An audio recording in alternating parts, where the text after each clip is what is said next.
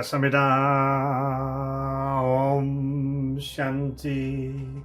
Peace to you, peace to me. Hello and welcome to another video. My name is Peter, and this video I want to talk about stop comparing yourself to others. How many of us do that, especially if you're on social media and you're looking at all these amazing pictures? And believe me, a lot of these people aren't in the position that they say that they're in, but you may be looking at that picture or that video going, whoa, look at them, so amazing, in such a wonderful position.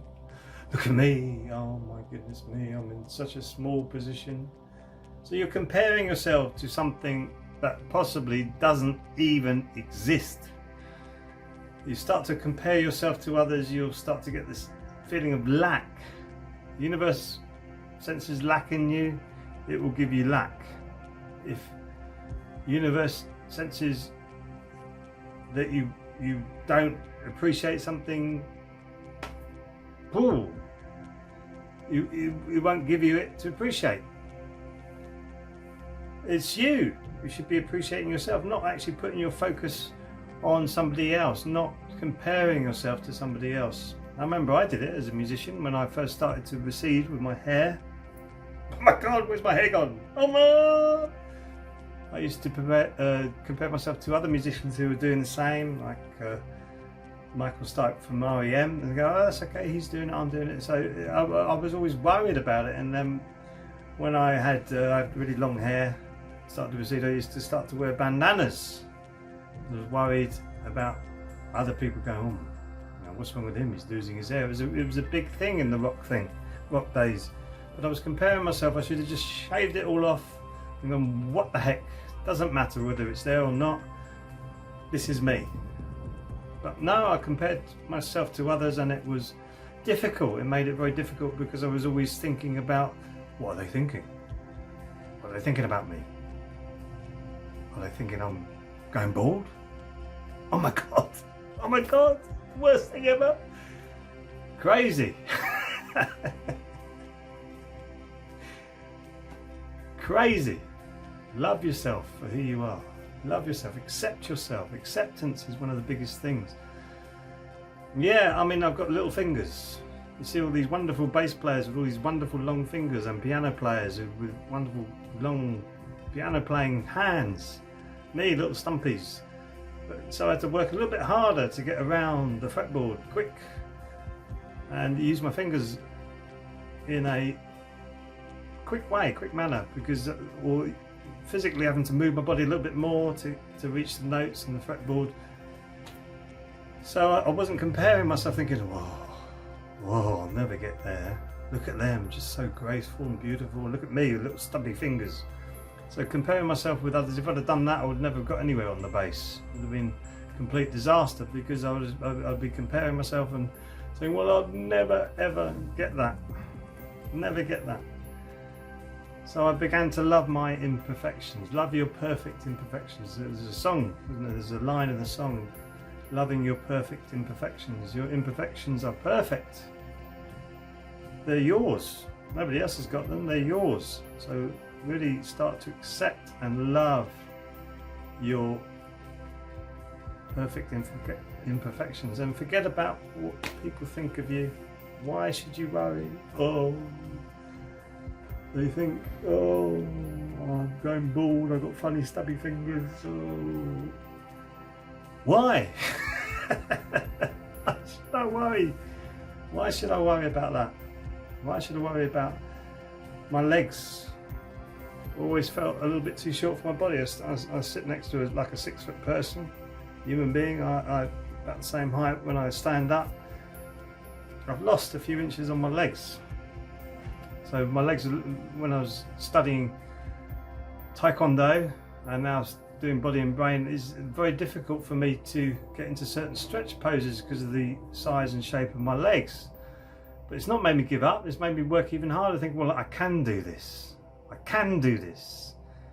And begin to love my perfect imperfections, rather than looking at some of the, especially some of the girls who were lifting their legs up, moving them around, and you go, oh my goodness me, how am I ever going to do that? If I'd have started to compare myself to them and saw their talents and the way that they could stretch and move their body, I would have given up.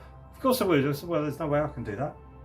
There's no way I can do that. I even said that occasionally with to some of the masters at Body and Brain, and they said, what do you mean you never do that?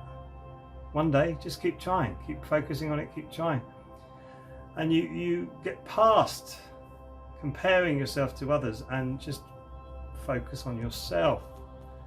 There's always more to achieve, always more to achieve. That's what's fascinating about this life. You're not stuck in one position. If you are, then you're riddled with preconceptions and belief systems that are not allowing you to move forward. You can always move things forward. When I first started music, I couldn't sing. My goodness, I could clear a room. I remember the first time that I got a little duo together, really young, little duo. We got the drum machine. It was the SR16. It was the first drum machine that actually sounded like real drums, and we would program the drums to perfect drums. I would play the bass, and I was with the Polish guitarist at the time, amazing guitarist. We were learning all these covers, and we got these covers all, put them all together, and I said, well, when are you going to start singing? And he said, I can't sing. Oh goodness me. I said, well, neither can I really. So we did our first gig. It was awful. It was absolutely awful. The microphone stand couldn't have been wide enough for me to hide behind.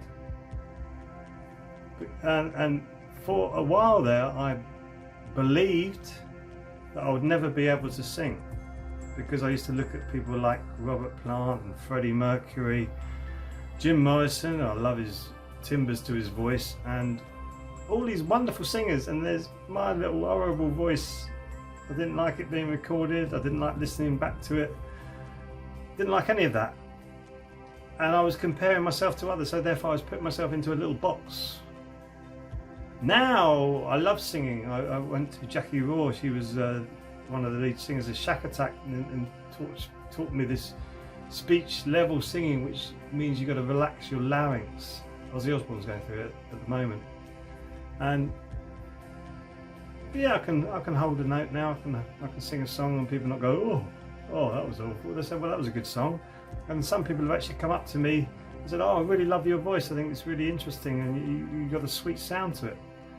So I could have completely given up if I'd have compared myself to all these amazing singers back at that time when I did my first duo gig to now. I'm still working on my voice. I still practice. When I've got gigs coming up, I'll do maybe 2 weeks of practicing speech level singing, and then the timbers of my voice come back out, and it's wonderful. It's really good, and I really am appreciative to my past self for actually taking that time out, and my wife for actually getting me those lessons with Jackie Raw to move myself to this position where I can do a gig and people go, wow, that was brilliant. There you go. There's always more to gain when you don't compare yourself to others. There's loads to gain out there. Loads. It's infinite possibilities. And if you start to compare yourself to others, then you will be stuck.